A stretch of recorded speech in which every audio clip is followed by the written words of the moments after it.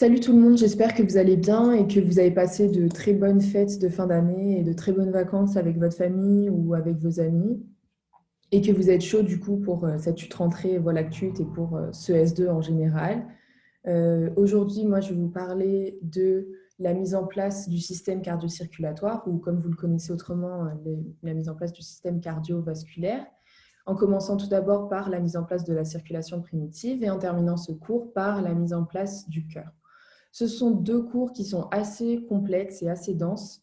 Donc, je vous invite à bien suivre avec moi et surtout bien suivre avec les schémas qui seront toujours mon conseil numéro un en embryo et pour vous aider à comprendre et bien retenir toutes les nouvelles notions et nouveaux vocabulaires que vous allez voir.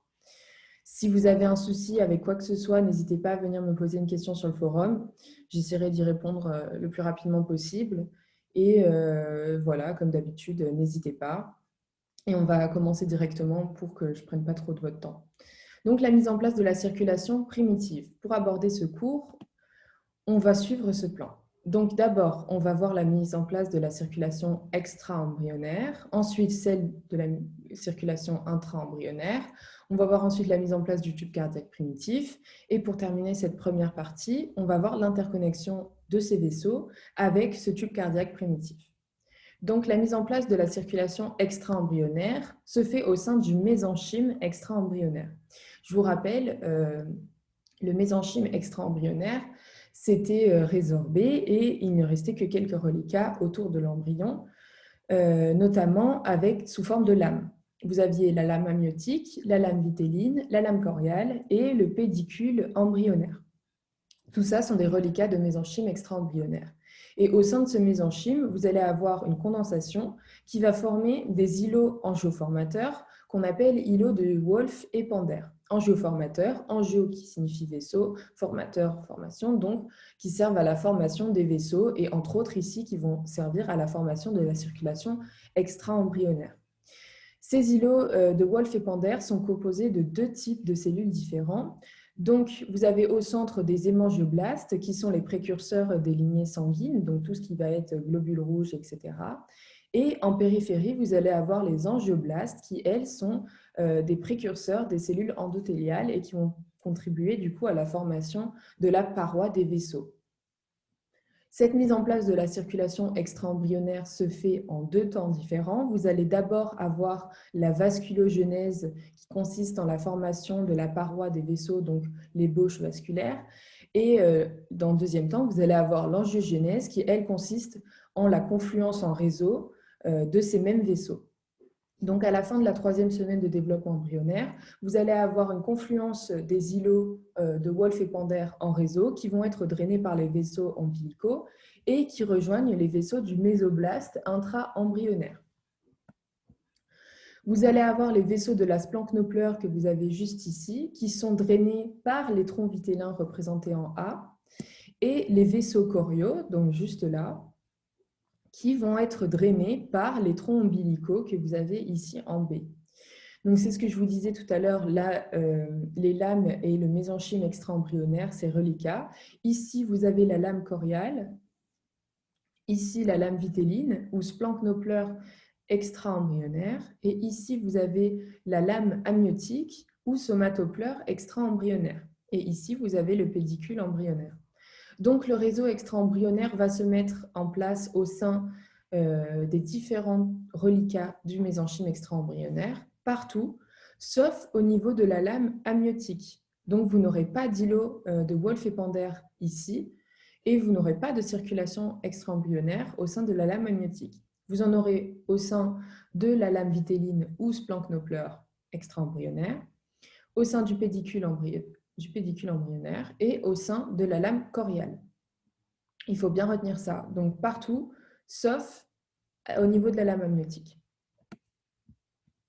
La mise en place de la circulation intra-embryonnaire se fait de manière parallèle à celle de la circulation extra-embryonnaire. Et cette fois-ci, elle ne démarre pas dans le mésenchyme extra-embryonnaire, mais bien dans le mésoblaste intra-embryonnaire à partir d'îlots vasculo-sanguins, qui sont à différencier des îlots de Wolff et Pander. Ce ne sont pas les mêmes îlots angioformateurs. mais eux aussi vont quand même confluer en réseau. C'est important de bien retenir la différence entre la circulation intra-embryonnaire et extra-embryonnaire. Au final, c'est assez logique. La circulation extra-embryonnaire se fait au sein du mésenchyme extra-embryonnaire à partir d'îlots qu'on appelle îlots de Wolff et Pander. Et la circulation intra-embryonnaire se fait, elle, au sein du mésoblaste intra-embryonnaire et à partir d'îlots qu'on appelle îlots vasculo-sanguins, qui n'ont pas de nom propre particulier.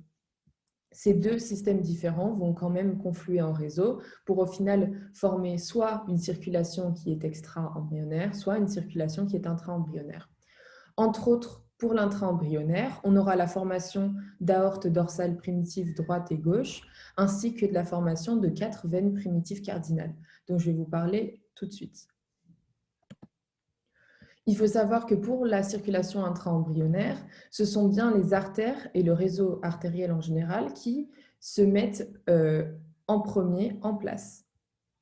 Donc, vous allez avoir la formation des aortes dorsales primitives droite et gauche, et bien droite et la bien gauche, parce qu'en embryologie, je vous le rappelle, comme en anatomie, finalement, c'est inversé. Là, vous avez bien la droite et là, vous avez bien la gauche. Et ces aortes dorsales primitives sont bilatérales, puisqu'elles sont bien des deux côtés, et symétriques.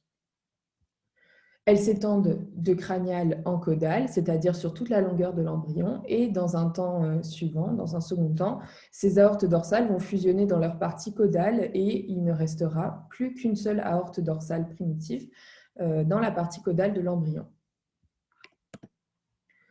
La mise en place du réseau artériel se fait aussi par la mise en place des aortes ventrales qui, elles, naissent de la partie crâniale du tube cardiaque primitif. Et ici, vous voyez bien les aortes ventrales. Elles sont bilatérales puisqu'on en a bien une à droite et une à gauche et symétriques. Et elles vont émettre des petites anastomoses, des arcs aortiques qui vont vasculariser les arcs branchiaux qui se retrouvent à ce niveau et qui relient aorte ventrale et aorte dorsale. Donc sur ce schéma, vous voyez bien le tube cardiaque primitif représenté ici, les aortes ventrales qui partent de la partie crâniale du tube cardiaque, bien les arcs aortiques qui font le lien entre les aortes ventrales et les aortes dorsales. D'ailleurs, l'aorte dorsale, elle est bien ici. Hop. Là, vous voyez qu'elle a fusionné, parce que l'autre, elle est partie comme ça. Et la portion caudale unique, ici. Et ce que vous voyez là, ce ne sont pas les aortes, mais bien les veines cardinales, dont je vais vous parler de suite. Donc, le réseau veineux se forme après le réseau artériel. J'insiste bien sur cette notion, mais il faudra bien retenir que le réseau artériel est en premier et le réseau veineux en second. Donc, cette mise en place du réseau veineux aboutit à la formation de 4 veines cardinales primitives différentes. Vous allez avoir 2 veines antérieures, une à droite et une à gauche, et 2 veines postérieures, une à droite, pareil, et une à gauche. Les veines homolatérales, donc d'un même côté, par exemple, la veine cardinale antérieure gauche et la veine cardinale postérieure gauche, sont reliées entre elles par un petit segment que l'on appelle canal de Cuvier, et ce canal de Cuvier va s'aboucher dans la partie caudale du tube cardiaque primitif au niveau du sinus veineux. Je vous rappelle, le sinus veineux était le point d'abouchement des vaisseaux afférents, donc des veines. Les vaisseaux qui arrivent au cœur sont les veines. Cela veut dire que les veines ne s'étendent pas sur toute la longueur de l'embryon, comme l'aorte dorsale par exemple, puisqu'elles se rejoignent, elles se terminent en fin de compte au milieu, au niveau du canal de Cuvier qui s'abouche dans le tube cardiaque primitif. C'est-à-dire que si vous prenez par exemple la veine cardinale antérieure gauche, vous voyez qu'elle s'étend que sur une moitié d'embryon, qu'elle s'abouche dans le canal de Cuvier qui lui-même s'abouche dans le sinus veineux. Pareil pour la postérieure, elle ne fait que la moitié de l'embryon, donc elle ne s'étend pas sur toute la longueur. Donc, c'est ce que je vous disais, les veines antérieures et postérieures ne sont pas en continuité et les veines homolatérales se rejoignent au niveau d'un petit segment qu'on appelle canal de Cuvier qui lui-même s'abouche dans la partie caudale du cœur au niveau du sinus veineux. On passe maintenant à la formation du tube cardiaque primitif.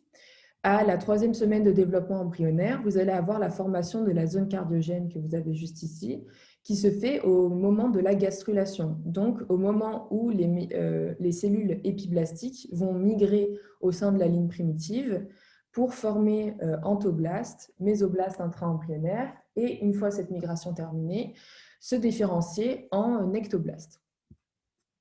Donc, cette zone cardiogène correspond à une condensation de mésenchyme en forme de fer à cheval, c'est-à-dire qu'elle va se faire en avant et latéralement à la plaque neurale. Et il faut surtout retenir qu'elle est extra-embryonnaire. Cette zone cardiogène va s'internaliser par la suite avec l'applicature, mais au départ, elle est bien à l'extérieur de l'embryon.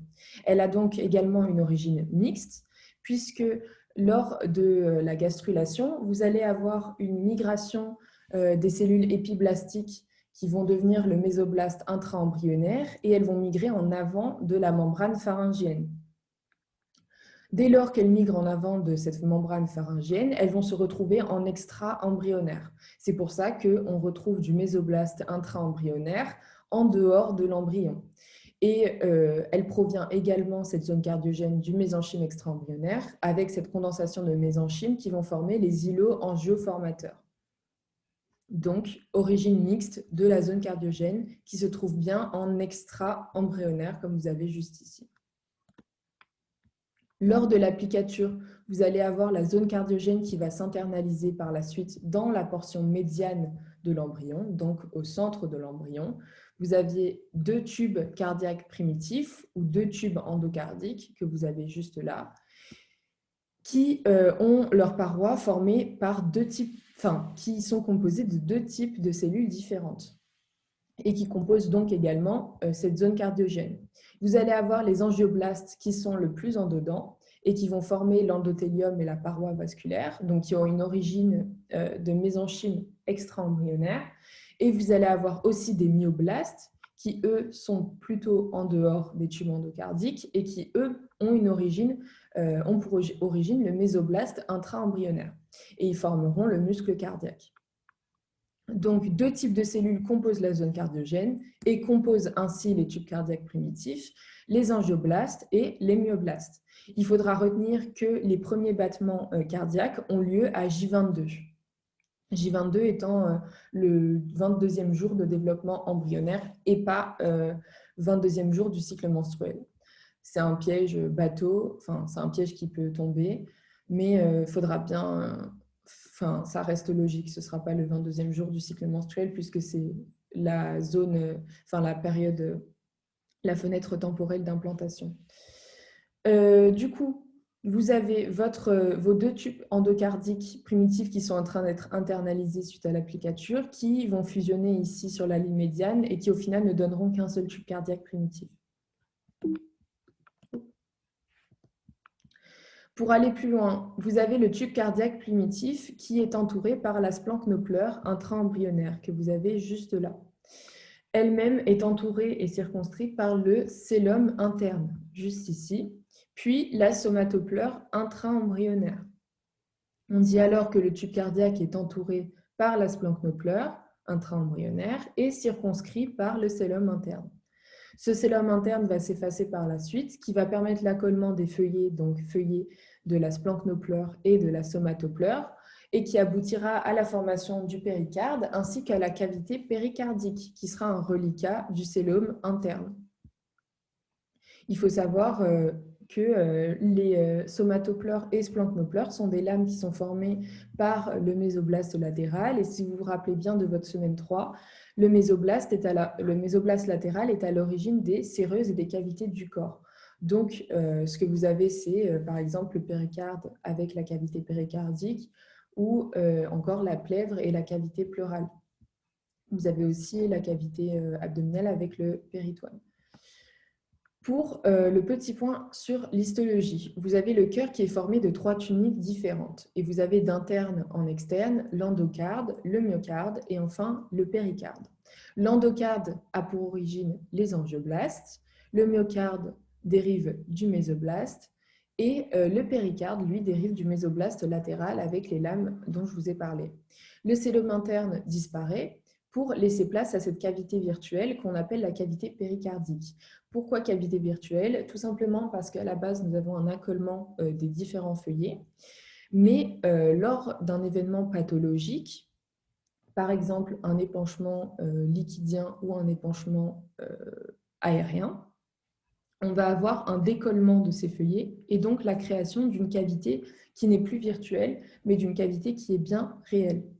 Il faut retenir que en conditions physiologiques, les cavités péricardiques, pleurales, comme ça, sont des cavités virtuelles et que c'est seulement en cas de pathologie qu'elles deviennent réelles. Donc ici, vous avez un petit schéma récapitulatif des origines des différentes tuniques du cœur. Donc, comme je vous l'ai dit tout à l'heure, l'endocarde qui dérive des angioblastes qui provient des îlots angioformateurs, donc du mésenchyme extra-embryonnaire. Le myocarde qui provient des myoblastes et qui proviennent du coup eux-mêmes du mésoblaste intra-embryonnaire. Et enfin, le péricarde avec ses feuillets viscérales et pariétales qui proviennent de la splenopleur intra-embryonnaire et de la somatopleur intra-embryonnaire, et de la cavité péricardique qui, elle, provient, qui est un reliquat du cellum interne. Maintenant, on termine cette partie de la circulation primitive avec l'interconnexion entre les vaisseaux et le tube cardiaque primitif. C'est la dernière partie de cette première partie, mais elle est assez compliquée. Enfin, elle n'est pas compliquée, mais il faudra bien suivre avec les schémas. C'est là que c'est le plus important.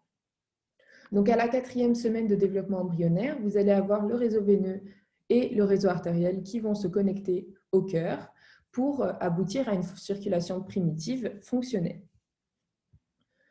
Pour la circulation du sang, vous allez avoir, au sein de l'embryon, vous allez avoir 3 circulations et 3 systèmes différents. Vous allez vous avez la circulation intra-embryonnaire qui s'appelle aussi circulation cardinale qui est représentée juste ici. Vous allez aussi avoir la circulation ombilicale qui va être très importante puisque c'est elle qui va amener l'oxygène à votre embryon. Et vous allez avoir la circulation vitéline qui, elle, est branchée en dérivation à la circulation intra-embryonnaire. On va étudier ces 3 circulations différentes un peu plus en détail et comprendre le trajet du sang au sein de ces circulations. Pour la circulation intra-embryonnaire ou circulation cardinale, je le dis à l'oral parce que je ne l'ai pas forcément marqué à l'écrit ou peut-être dans un récap à la fin, mais circulation intra-embryonnaire et circulation cardinale sont la même chose. Donc pour ce qui est du trajet du sang, vous avez votre tube cardiaque ici. On part toujours du tube cardiaque pour que ce soit plus compréhensible, qui va éjecter le sang par les aortes ventrales. Ce sang va avoir 3 options différentes. Soit il passe par les anastomoses et donc les arcs aortiques, soit il va directement en postérieur par les aortes dorsales dans la partie donc, caudale de l'embryon, soit il part dans la partie crâniale ou céphalique de l'embryon. Une fois que ce choix est fait et qu'il a choisi son artère, enfin, sa direction artérielle, il va rejoindre des veines. Pour ce qui est de la portion céphalique, c'est les veines cardinales antérieures qui vont prendre le relais. Et pour la portion caudale de l'embryon, ce sont les veines cardinales postérieures qui vont prendre le relais du sang. Qu'elles soient antérieures ou postérieures, je vous l'avais expliqué tout à l'heure, elles vont rejoindre la portion caudale du tube cardiaque et s'aboucher dans le canal de Cuvier qui lui-même s'abouche au sinus veineux. Je vous la refais. Vous avez d'abord votre sang qui va être éjecté par le tube cardiaque par les aortes ventrales.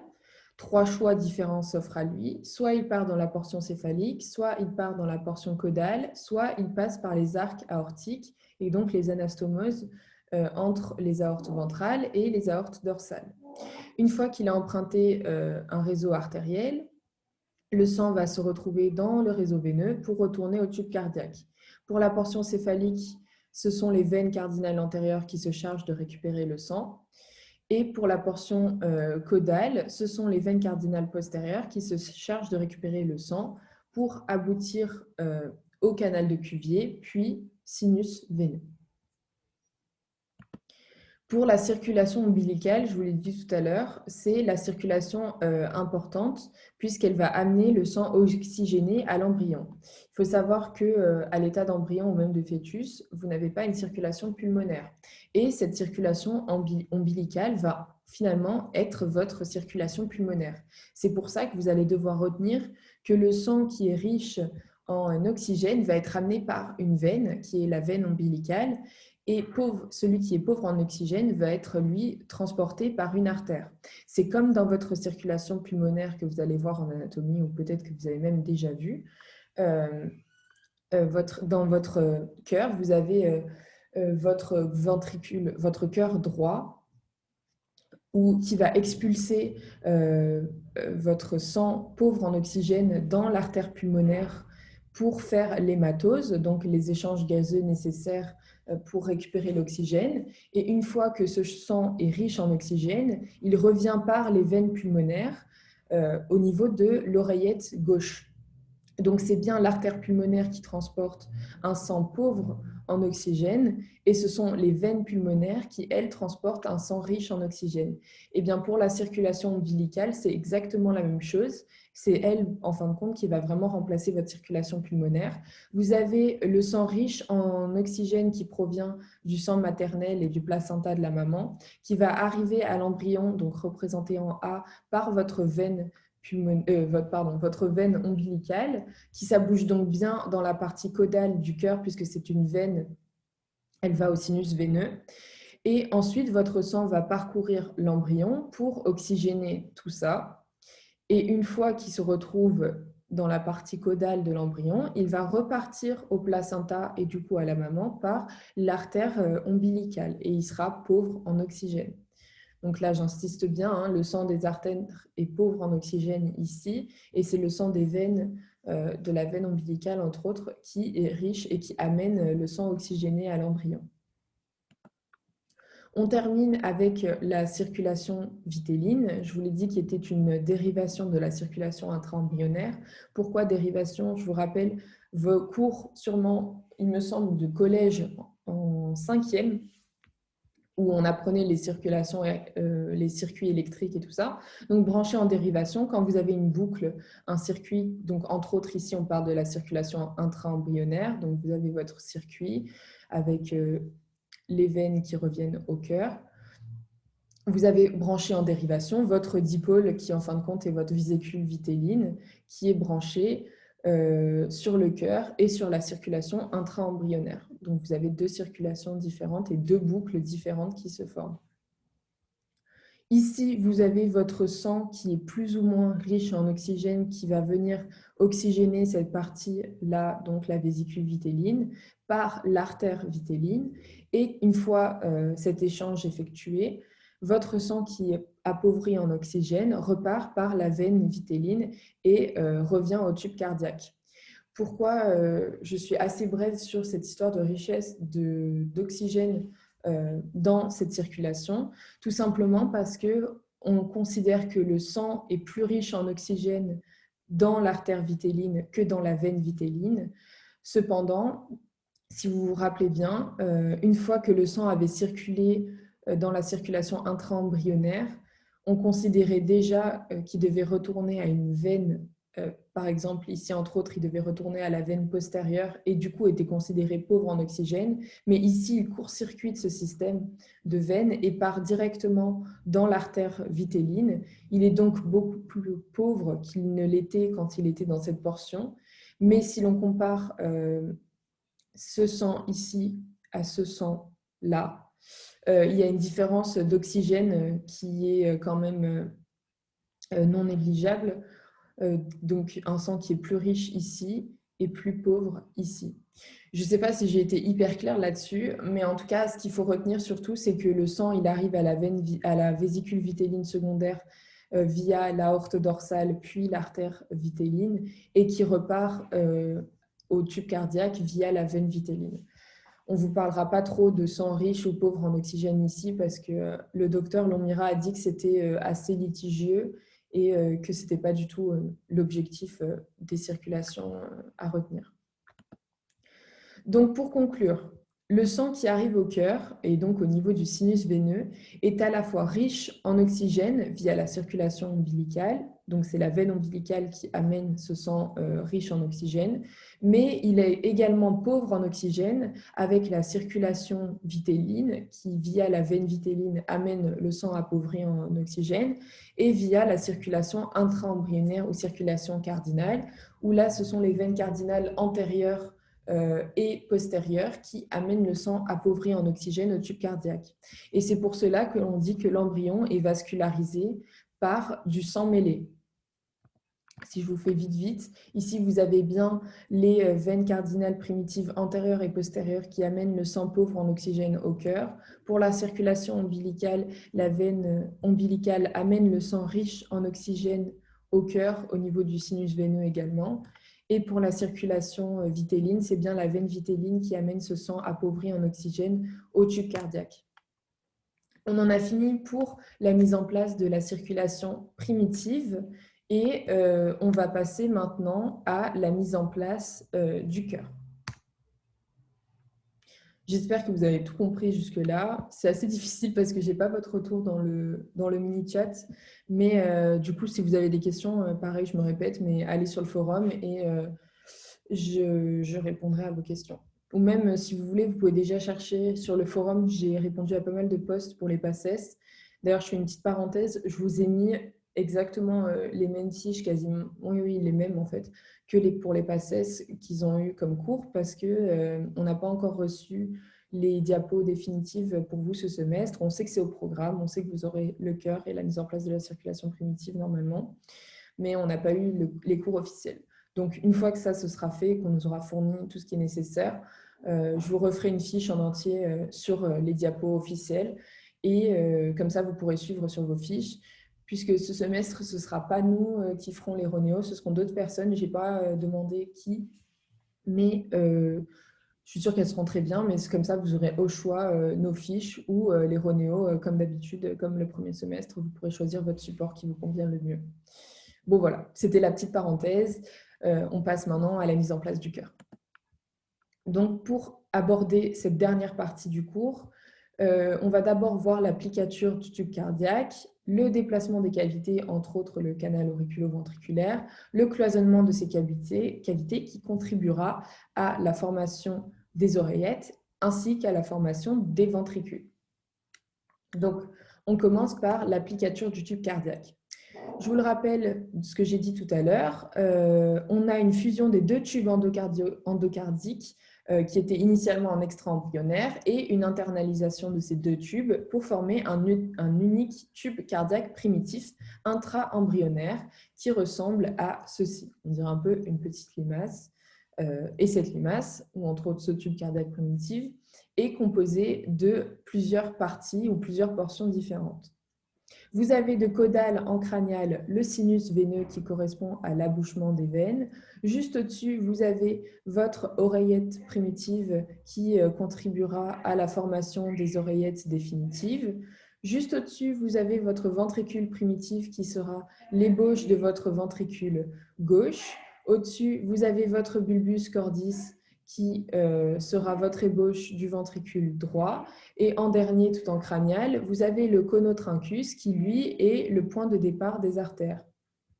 Donc, ce tube cardiaque va se plicaturer et cette plicature est expliquée par un phénomène particulier. En fin de compte, vous allez avoir une croissance de ce tube cardiaque qui va être supérieure à la croissance de la cavité péricardique dans laquelle il est. Donc, en gros, vous avez un espace clos qui est la cavité péricardique et au sein de cet espace, vous avez ce tube cylindrique droit qui va croître et cette croissance va être plus rapide que cet espace clos. Ça va l'obliger du coup à passer d'un tube cylindrique à un cœur à 4 cavités et du coup à se plicaturer sur lui-même. Cette plicature, elle se fait dans deux plans de l'espace. Elle se fait dans un plan frontal et également dans un plan sagittal. Et on va y revenir. Enfin, je vais de suite vous décrire les deux plicatures différentes. Pour l'applicature sagittale, vous avez votre oreillette primitive ici, votre ventricule primitif, bon, la bulbus cordis, conotrunkus et en dessous le sinus veineux. c'est votre oreillette primitive qui va basculer en arrière et au-dessus de votre ventricule primitif, en entraînant avec elle le sinus veineux et du coup l'abouchement des vaisseaux afférents. Les vaisseaux afférents qui sont les veines. Pour l'applicature frontale, vous voyez que les schémas sont exactement les mêmes. Ça veut dire que l'applicature sagittale ainsi que l'applicature frontale se font dans un même temps.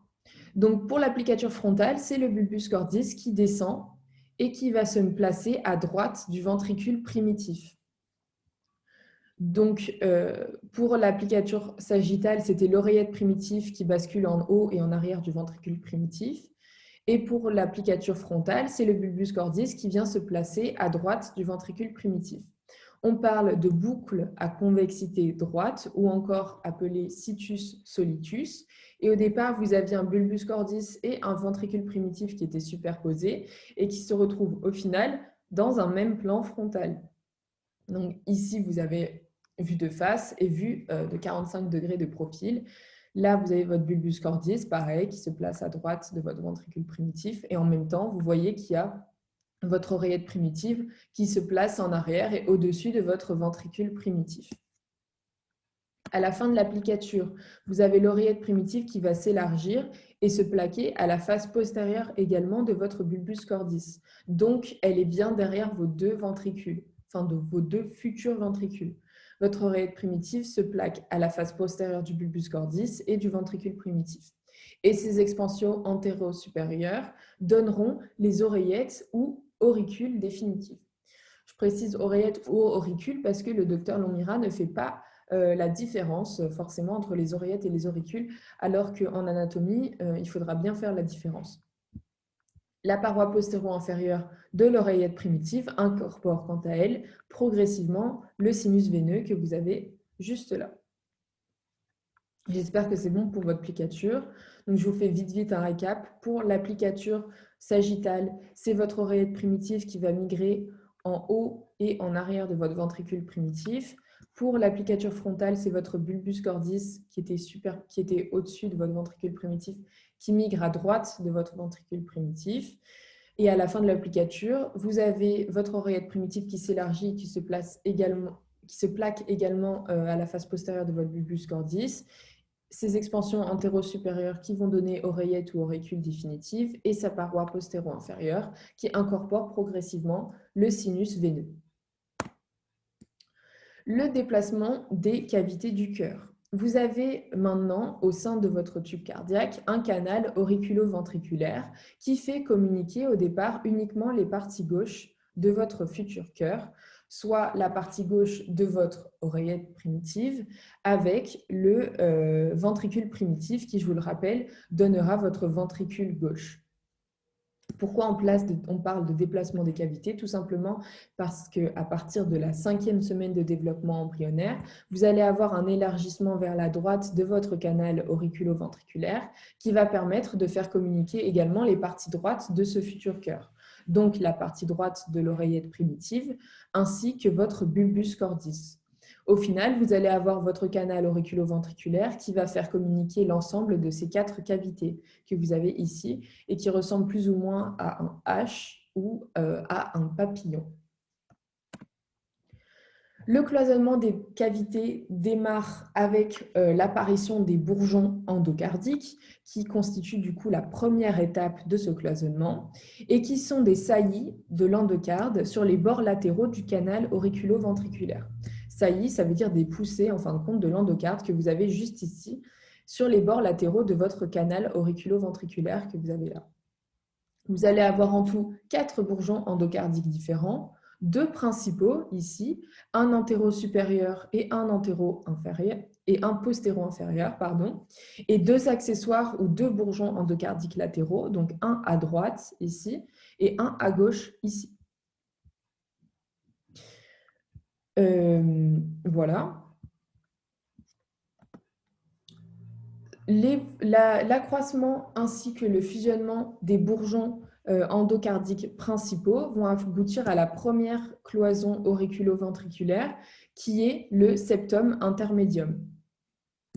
Donc là, vous avez bien votre bourgeon endocardique antéro-supérieur et votre bourgeon endocardique postéro-inférieur qui s'accroît et qui vont fusionner sur cette ligne médiane et qui vont former la première cloison qui est le septum intermédium. Ce septum intermédium va séparer la cavité auriculo-ventriculaire en deux orifices auriculo-ventriculaires, un à droite et un à gauche, et qui vont mettre respectivement en communication la partie de l'oreillette primitive avec le futur ventricule correspondant. Donc, vous avez la partie droite de votre oreillette primitive. Là, c'est déjà un cœur qui est formé puisque vous pouvez voir déjà les cloisons auriculaires et ventriculaires. Mais en gros, vous avez votre oreillette primitive droite qui va communiquer avec votre bulbus cordis via cet orifice auriculo-ventriculaire droit. Et vous avez votre oreillette primitive gauche qui va communiquer avec votre ventricule primitif via votre orifice auriculo-ventriculaire gauche. Vous les voyez ici en frontal. Et là, c'est votre septum intermédium qui a bien fait le cloisonnement entre ces deux orifices. Les valvulves correspondent à des expansions latérales du septum intermédium qui va rejoindre les bourgeons endocardiques latéraux. Donc ici, en rose pâle, vous avez votre septum intermédium et en jaune, vous avez ces expansions latérales qui vont contribuer à la formation des valvules. Des valvulves. Pardon. Les valvulves se forment du coup par expansion latérale du septum intermédium, mais également par l'accroissement léger des bourgeons endocardiques latéraux qui se trouvent juste ici. Ces valvulves séparent les cavités cardiaques auriculaires des cavités ventriculaires et elles vont permettre la circulation du sang dans un sens unique et éviter les reflux. Le septum intermédium sera à l'origine également de deux autres expansions et contribuera du coup à deux autres cloisonnements différents. Une expansion vers le haut qui va contribuer au cloisonnement auriculaire, interauriculaire, et une petite expansion vers le bas qui, elle, va contribuer au cloisonnement des ventricules. Donc, il faut retenir vraiment que ce septum intermédium est un peu la cloison clé de la formation du cœur, entre autres, de toute la formation de ces cavités différentes et de cloisonnement de cavités. Donc ici, vous aviez votre cavité auriculo-ventriculaire, l'apparition de votre septum intermédium ici, qui est du coup issu du fusionnement des bourgeons endocardiques principaux, pas latéraux. Là, vous avez les bourgeons endocardiques latéraux, votre septum intermédium et ses expansions latérales et une en haut, une en bas. Pour la formation des oreillettes, donc l'obtention des oreillettes définitives avec le cloisonnement de l'oreillette primitive dépend de deux mécanismes différents. Elle dépend tout d'abord du cloisonnement de la région auriculaire, et c'est ce que nous allons étudier ici, mais elle dépend également de l'incorporation du système veineux d'une part et des transformations de la circulation veineuse d'autre part. C'est ce que je vous avais dit tout à l'heure lorsqu'on parlait d'une incorporation progressive du sinus veineux. C'est de ça dont il s'agit. Donc, l'obtention des oreillettes définitives ne dépend pas uniquement du cloisonnement de l'oreillette primitive, mais bien aussi de l'incorporation de ce système veineux et de sa transformation. On va voir l'apparition d'une première cloison pour la formation des oreillettes qui naît du plafond de l'oreillette primitive et qui se dirige vers le bas en direction du septum intermédium. Et cette première cloison porte le nom de septum primum. Cette cloison, elle est d'abord incomplète, comme vous le voyez ici. Elle n'est pas complètement soudée. Il reste un ostium, un orifice, que l'on appelle ostium primum.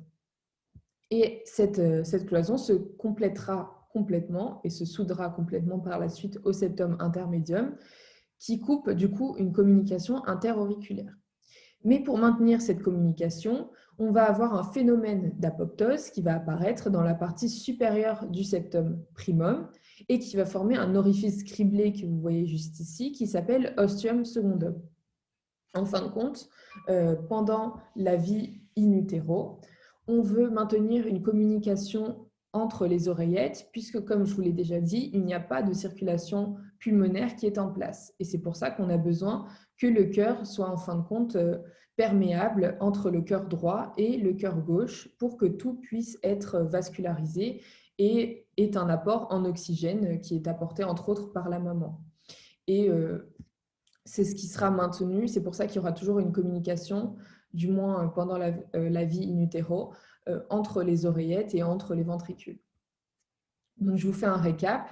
La première cloison pour les oreillettes, c'est le septum primum qui ne va pas être complète, qui va se compléter dans un second temps.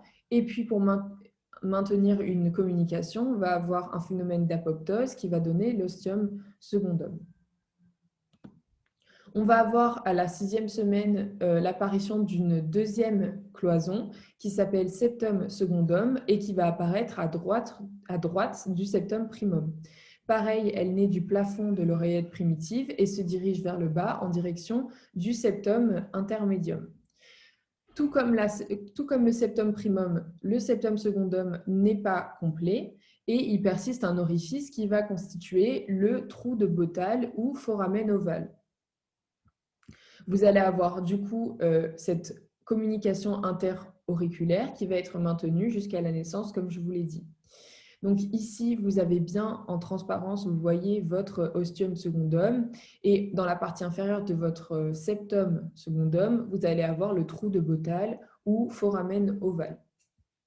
Ces deux septums vont constituer la cloison interauriculaire avec la participation, je vous le rappelle, du septum intermédium, mais qui est très minime. L'expansion vers le haut du septum intermédium ne contribue qu'un tout petit peu au cloisonnement interauriculaire et c'est surtout le septum primum ainsi que le septum secundum qui vont constituer la majeure partie de ce cloisonnement.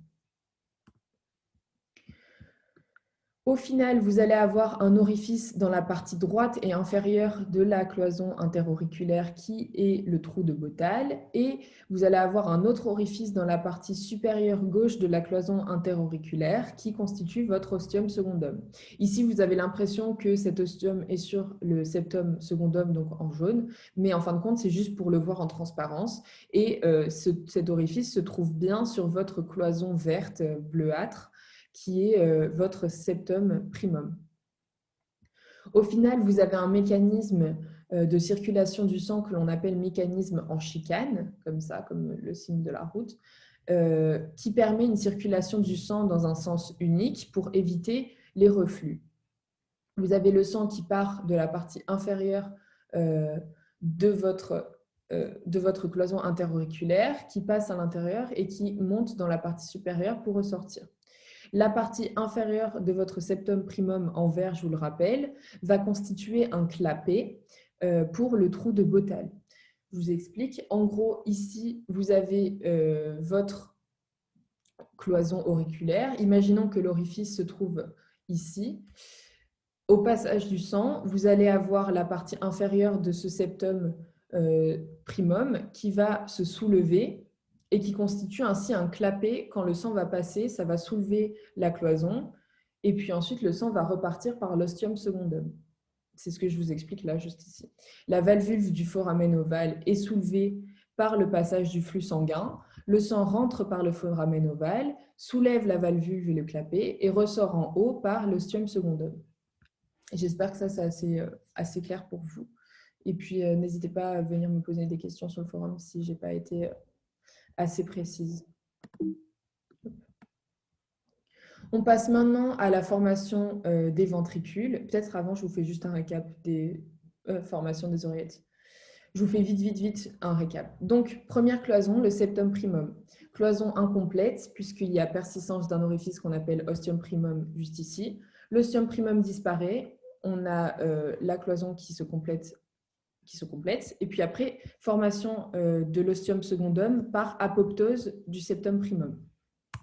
Apparition d'une deuxième cloison à droite du septum primum qui est le septum secundum. Pareil, une cloison qui sera incomplète et qui persistera à un orifice avec un trou de Bottal ou foramen ovale pour maintenir cette communication interauriculaire qui forme un mécanisme de circulation que l'on appelle mécanisme en chicane et qui va permettre une circulation du sang dans un sens unique. C'est-à-dire le sang qui passe par le foramen ovale, qui soulève la valvule du foramen ovale et qui ressort en haut dans la partie supérieure par l'orifice criblé ou ostium secundum. Voilà.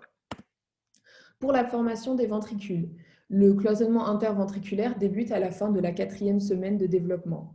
Elle se fait par croissance musculaire ou crête musculaire et consiste en la formation du septum inferius qui se fait en regard du sillon interventriculaire que l'on voit sur la face externe du cœur. Donc ici, le septum inferius se trouve juste là. Pareil, ce septum inferius va en direction du septum intermédium, mais cette fois-ci, il s'accroît du coup vers le haut, puisqu'il est en position inférieure. Et il va séparer les cavités gauches, enfin les ventricules, le ventricule gauche du ventricule droit. Donc ventricule gauche, ventricule primitif, en fin de compte, du bulbus cordis. Pareil, cette cloison est encore incomplète et il va y avoir un maintien d'une communication entre les ventricules. Et ce maintien se fait par un orifice que l'on appelle foramen interventriculaire, qui se trouve du coup entre le bord supérieur du septum inferius et le bord inférieur du septum intermédium. Et la fermeture de ce foramen se fera plus tard et sera liée aux transformations du conotruncus. Je vous le rappelle, le conotruncus était à la base, lorsque vous aviez un tube cylindrique, tout en haut de votre tube cardiaque primitif et qui correspondait au point de départ des artères. Voilà, on n'en dit pas plus. Mais en gros, c'est lié aux transformations du conotruncus. Le dernier phénomène qui contribue également à la formation des piliers et à la formation des ventricules, c'est la formation des piliers et cordages. Vous allez avoir pour cela un épaississement des parois ventriculaires autour de la 5e et 6e semaine de développement embryonnaire, comme vous pouvez le voir juste ici. Puis après, vous allez avoir un creusement de ces mêmes parois qui donc vont contribuer à l'augmentation du volume des ventricules, mais également à la formation de ces fameux piliers et cordages qui sont en fin de compte des liens musculaires et fibreux. Ces piliers et cordages rattachent l'extrémité libre des valvules, qui, je vous le rappelle, étaient formées par expansion latérale du septum intermédium et par les bourgeons endocardiques latéraux. Et donc, ces piliers et cordages vont rattacher les extrémités libres de ces valvules aux parois des ventricules. Vous allez du coup avoir un aspect définitif des valvules qui se fera autour de la 12e semaine de développement embryonnaire. Et c'est terminé pour ce cours. J'espère que ça vous aura plu. Je ne sais pas si je suis allée trop vite. C'est l'inconvénient des vidéos comme ça. On ne sait pas si on va trop vite ou trop doucement ou s'il y a besoin de plus de récap ou pas. Donc, si vous avez des questions, je me répète, si vous avez des questions, allez sur le forum. N'hésitez pas. J'irai répondre. Au pire, faites la fonction recherche si vous avez déjà des questions que vous voulez de suite une réponse. Peut-être qu'elle y sera déjà. Et en tout cas, je suis très contente. J'aurais aimé faire un live, ça aurait été plus marrant, mais en fin de compte, on va se voir dans le live qu'on fera prochainement pour corriger vos DM. Ah oui, voilà, parce que justement, on va vous préparer des DM du coup, là qu'on va vous poster sur le centre de téléchargement. Et on fera la correction comme au premier semestre, on fera la correction en live. Comme ça, on pourra échanger avec vous et peut-être même qu'on vous demandera déjà si vous avez des questions sur les cours, à voir comment on s'organise. En tout cas, ce sera sur une correction de DM. Et puis, si on a du temps, on pourra un peu discuter et voir si tout va bien pour vous et si jamais vous avez besoin de conseils méthodaux ou pas. En attendant, je vous souhaite une bonne chute rentrée. J'espère vraiment que vous êtes bien reposés pendant ces vacances et que vous êtes chaud. Je vous fais des bisous et bon courage pour la suite. Et voilà, c'est tout ce que j'ai à vous dire. Bisous.